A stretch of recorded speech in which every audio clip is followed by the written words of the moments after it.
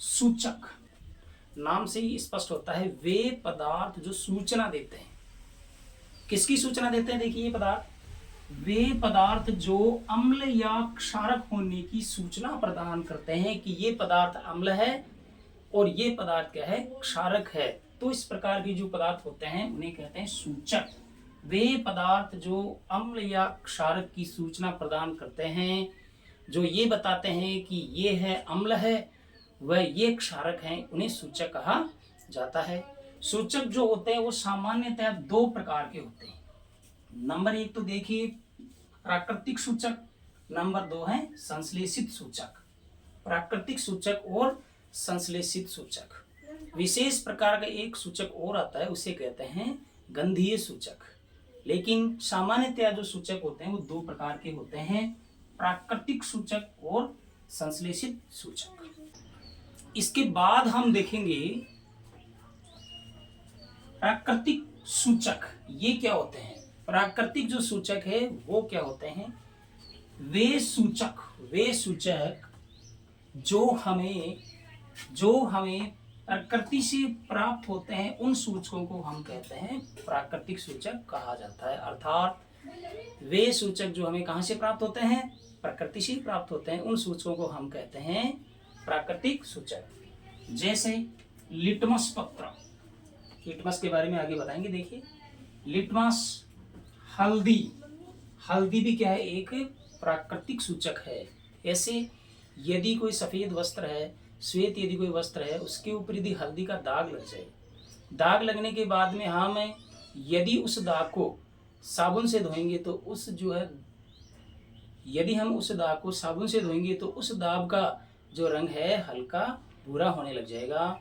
और फिर यदि हम उसे वापस जो है जल से वापस धोएंगे तो उसका रंग वापस पीला होने लग जाएगा। अर्थात यह भी क्या है? हल्दी भी क्या है? हल्दी भी एक प्राकृतिक सूचक का ही उदाहरण है। उसी के साथ में देखिए लाल पत्ता गोभी है, हाइड्रेंजिया है, पेटूनिया है, जेरानियम है, जैसे फूलों की जो पंखुड़ियां हैं वह भी क्या करती है? प्राकृतिक सूचक का ही कार्य करती है। अर्थात वे पदार्थ जो हमें प्रकृति से पदार्थ होते हैं, अर्थात वे सूचक जो हमें प्रकृति से प्राप्त होते हैं उन्हें हम कहते हैं प्राकृतिक सूचक। याद रखना उदाहरण इनकी लिटमस पत्र है, हल्दी है, लाल पत्ता गोभी है, हाइड्रेंजिया है, पेटूनिया है, जेरानियम जैसे कई फूलों की जो पंखुड़ियां हैं जो हमें अम्ल और क्षारक की उपस्थिति को बताती है कि यह विलयन अम्लीय विलयन है और यह विलयन क्षारकीय विलयन है। फिर देखिए हम पढ़ेंगे लिटमस के बारे में कि लिटमस क्या होता है। देखिए क्या होता है लिटमस? यह बैंगनी रंग का एक रंजक होता है।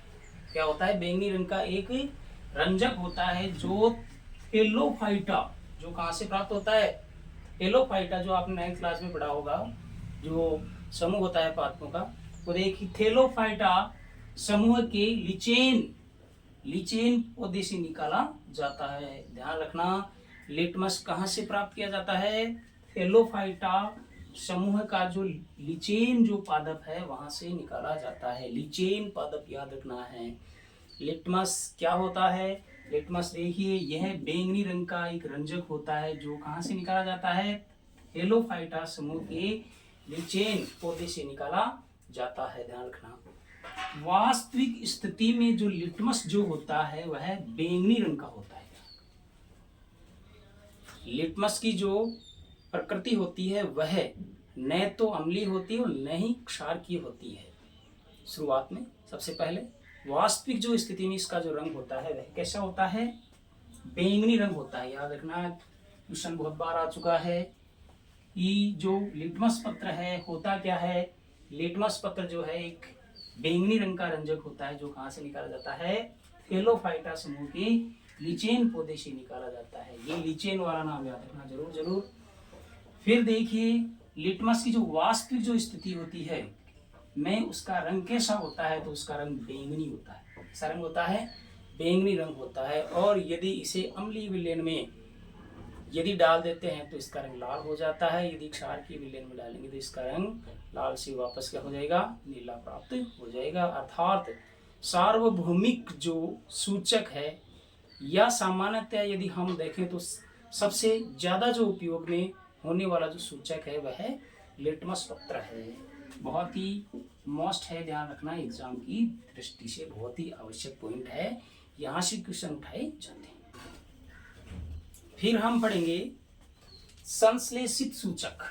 ये कौन से सूचक होते हैं? वे सूचक जिन्हें कृत्रिम रूप से प्रयोगशालाओं में बनाया जाता है या संश्लेषित किया जाता है, अर्थात उन्हें कृत्रिम रूप से प्राप्त किया जाता है, नहीं कि प्रकृति से प्राप्त किया जाता है। ध्यान रखना, वे सूचक जिन्हें हम क्या बनाते हैं, जो है प्रयोगशालाओं के अंदर बना सकते हैं, इस प्रकार के जो सूचक होते हैं उन्हें कहते हैं संश्लेषित सूचक, अर्थात कृत्रिम रूप से बनाए गए जो सूचक है उन्हें कहते हैं संश्लेषित सूचक कहा जाते हैं। जैसे मेथिल ऑरेंज और फिनाप्थेलिन, ये याद रखना है। संश्लेषित सूचकों के उदाहरण बहुत बार आ चुके हैं और वास्तव में काफ़ी इम्पोर्टेंट है, ये याद रखना।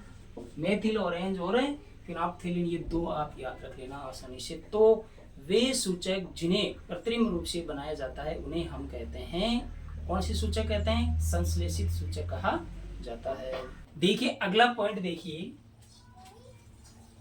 गंधीय सूचक। नाम से ही स्पष्ट है, गंध के माध्यम से, अर्थात वे सूचक जो गंध के माध्यम से अम्लीय क्षारक होने की या उपस्थिति की क्या देते हैं, सूचना देते हैं, उन्हें कहते हैं गंधीय सूचक। वे सूचक जो गंध के माध्यम से अम्लीय क्षारक होने की सूचना प्रदान करते हैं उन्हें क्या कहते हैं?